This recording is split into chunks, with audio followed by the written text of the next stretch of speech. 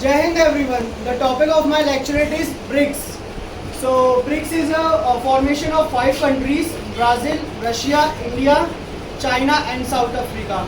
So BRICS formed in 2009 and earlier the name of BRICS was BRIC, and the South Africa country joined in 2010. These countries formed and comes for the purpose of peace, development, prosperity, and also it rises GDP and helps the world in promoting trade all across the world. So the primary motive of the BRICS is to have the development all across the world, and it consists of 40% of the world's population, and also it helps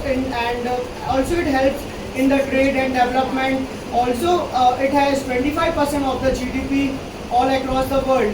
So, let's now talk about some positive aspects of the BRICS.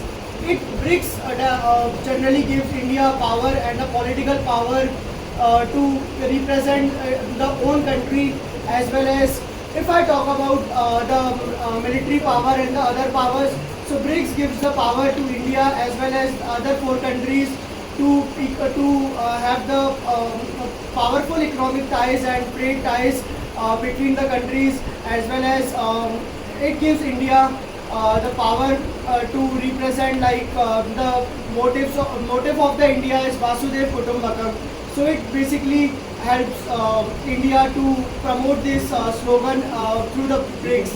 And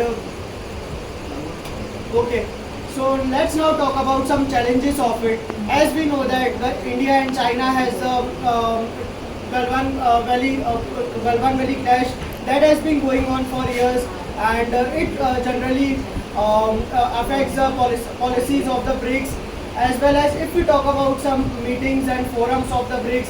So BRICS forums have been done in the past, but still there is no practical solutions towards it. So it still rises the one of the most concerning challenge of the BRICS.